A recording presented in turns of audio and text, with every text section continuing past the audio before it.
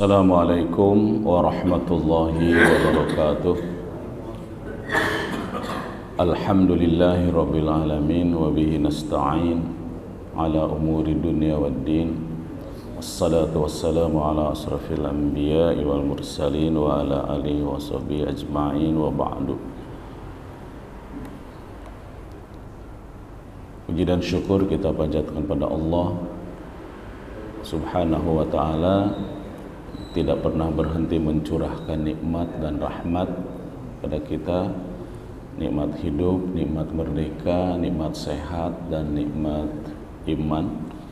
Salawat dan salam semoga tercurah kepada baginda kita Nabi Muhammad sallallahu alaihi wasallam. Pagi ini saya akan menyampaikan 6 visi masjid. 6 visi masjid. 1. Mencerahkan. Masjid adalah wahana yang mencerahkan. Wahana itu tempat yang mesti mencerahkan. Yang kedua, masjid adalah wahana mensucikan. Ini semua diambil dari Al-Quran ya, mensucikan.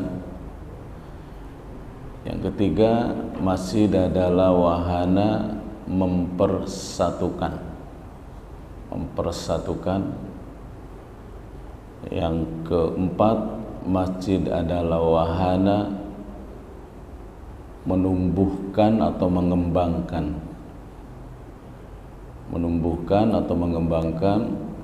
Yang kelima, masjid adalah wahana untuk memberdayakan. Dan yang terakhir, masjid adalah wahana untuk menggembirakan.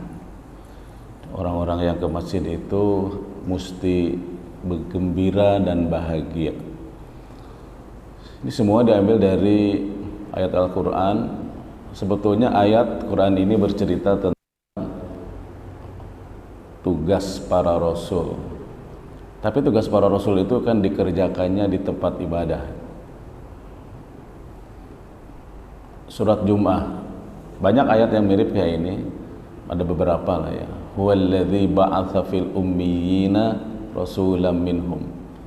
Dialah Allah yang membangkitkan di kalangan kaum yang ummi rasulam minhum, rasul di antara mereka. Apa tugasnya rasul itu? Yatlu alaihim ayatihi, membacakan kepada mereka ayat-ayatnya. Yatlu alaihim ayatihi, kemudian wa yu'allimu alaihimul kitaba, mengajarkan kepada mereka al-kitab wal hikmah dan hikmah.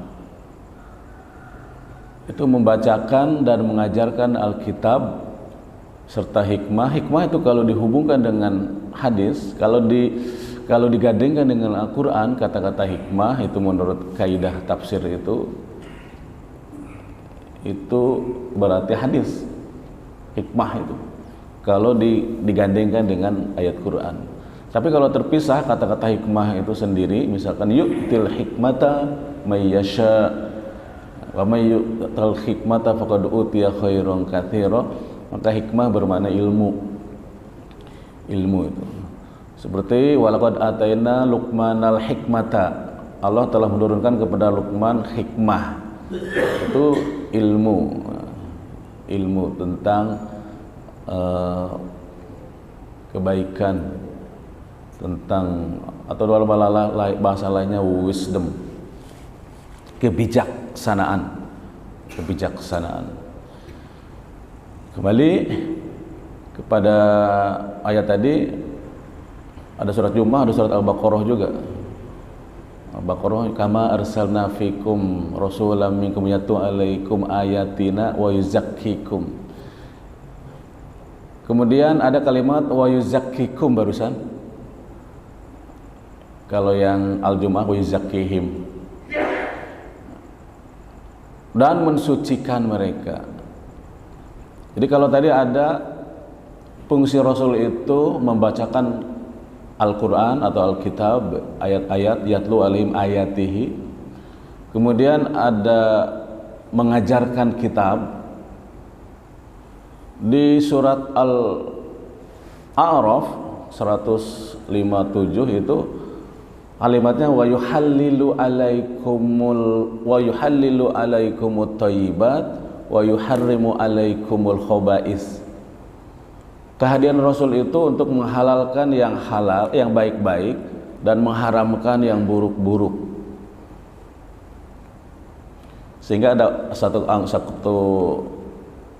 organisasi berdasarkan ayat-ayat ini bahwa kehadiran Rasul itu menghalalkan yang baik-baik, mengharamkan yang buruk-buruk.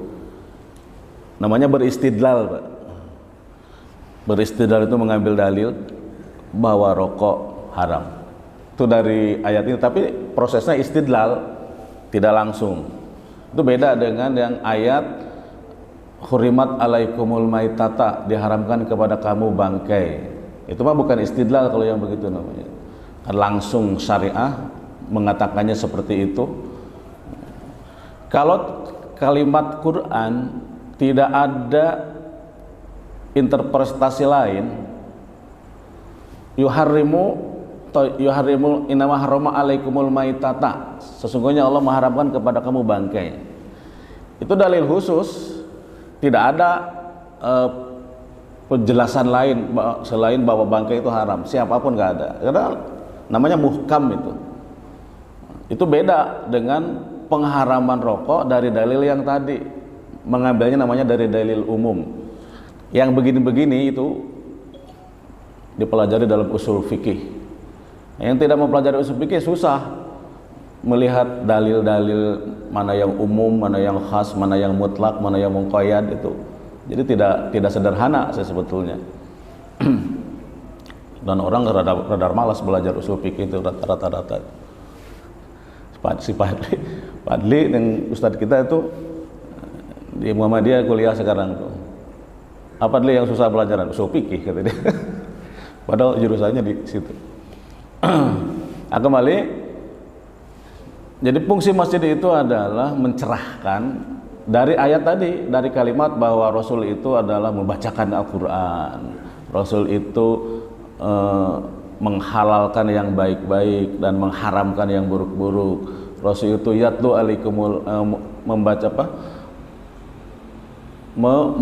Menjelaskan Alkitab.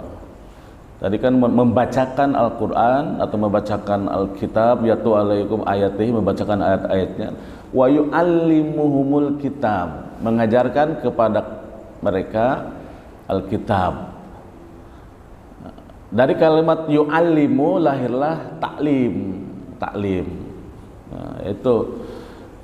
Jadi di masjid itu harus menjadi tempat pencerahan, wahana pencerahan. Makanya diusahakan ada pengajian, ada sekolah, TPA, ada TK, setiap umur mesti ada.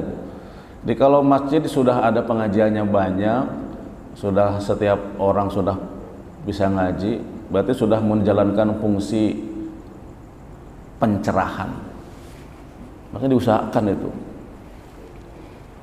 Yang kedua, insya Allah Al-Hikmah sudah luar biasa. Setiap subuh ada pencerahan. Setiap maghrib itu ada, Pak.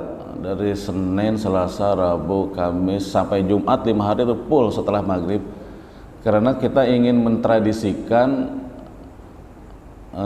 orang nunggu sholat dari maghrib sampai isya. Tradisi nunggu sholat kan sekarang sudah memulai mentradisikan sholat suruk kan, subuh sampai suruk. Diusahakan sudah mulai ramai kan, subuh sampai suruk. Itu mentradisikan nunggu sampai suruk. Nah, sekarang kita tradisikan lagi sesuatu yang baik, kita tradisikan lagi, yaitu menunggu sholat isya mulai dari maghrib. Menunggu sholat untuk sholat, menunggu sholat itu dalam hadis sahih itu kan dinilai sebagai sholat, meskipun tidak ngapa-ngapain, Pak. Diam aja nunggu sholat sampai isya misalkan, diam aja. Apalagi kalau ngapa-ngapain. misalnya zikir atau ngaji Quran. Yang belum bisa baca Quran di masjid jadi bisa baca Quran, yang belum lancar jadi, yang belum bagus mahroj dan tahsinnya itu di masjid disediakan saat ini full. Ini pencerahan. Kedua, masjid itu pensucian.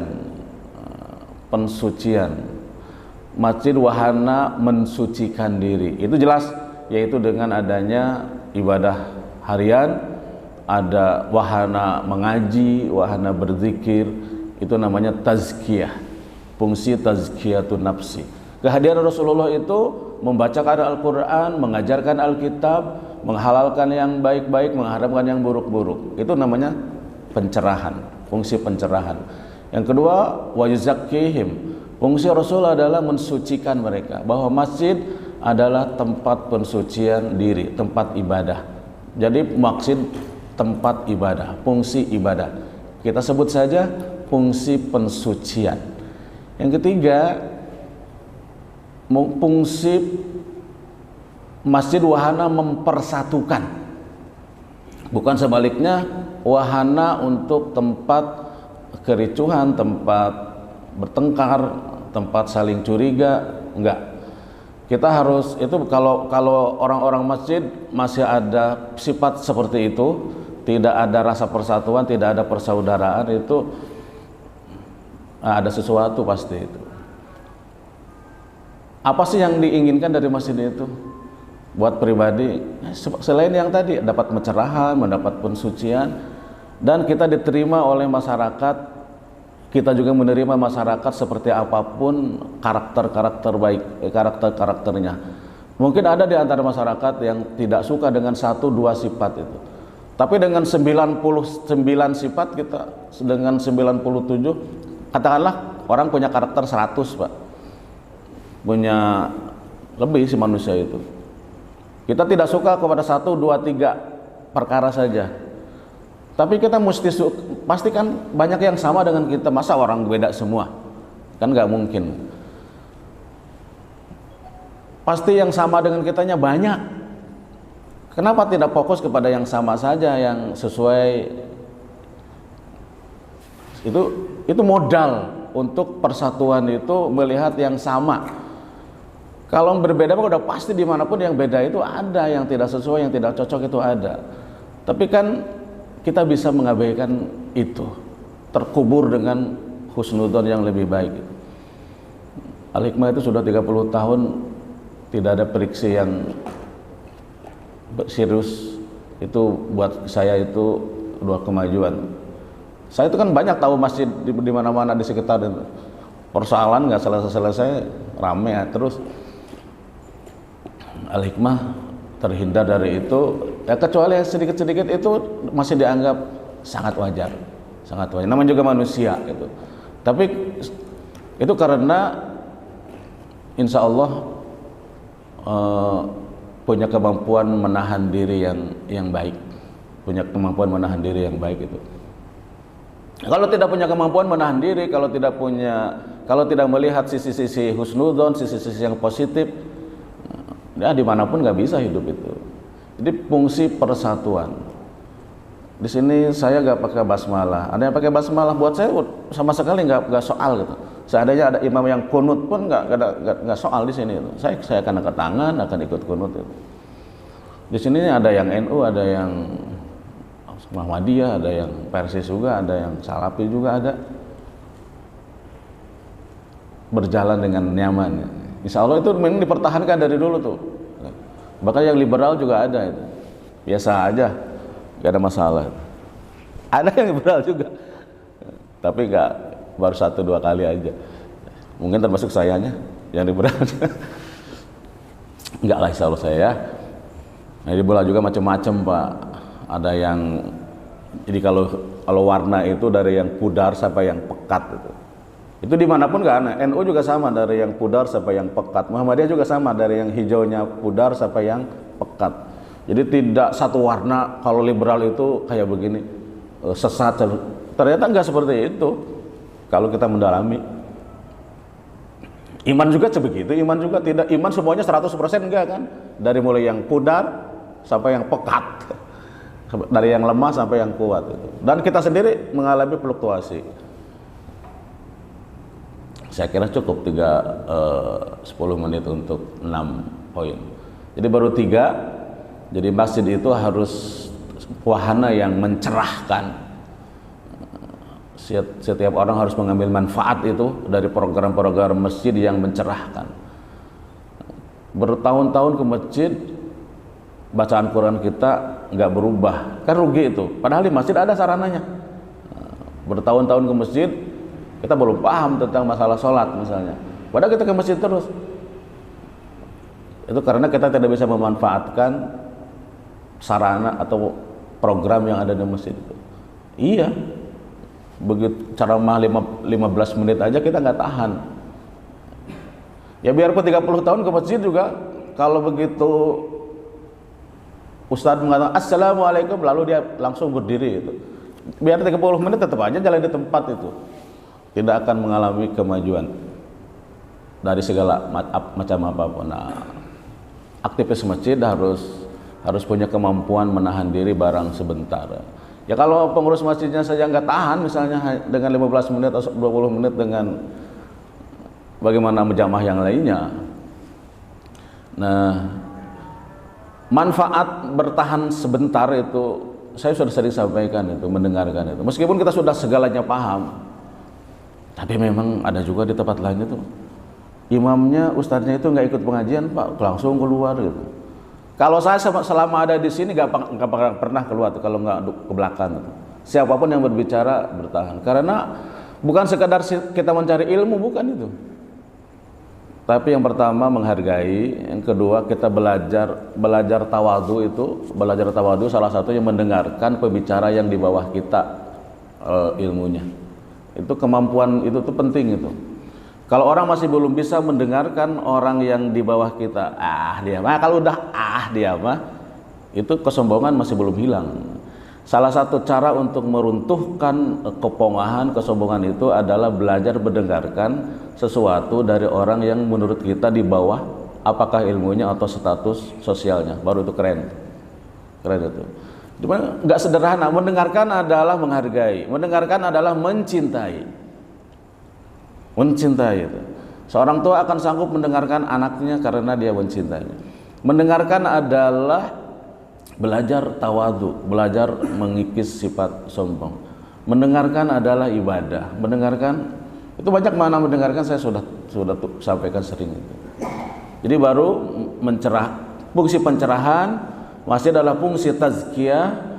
Yang ketiga adalah masjid adalah berfungsi wahana mempersatukan. Wahana mencerahkan, wahana yang mensucikan, wahana yang mempersatukan. Insya Allah 3 lagi, wahana mengembangkan atau menumbuhkan. Yang keempatnya, yang kelimanya wahana memberdayakan. Dan 3 wahana yang keenam berarti wahana yang menggembirakan. Insya Allah Jumat depan.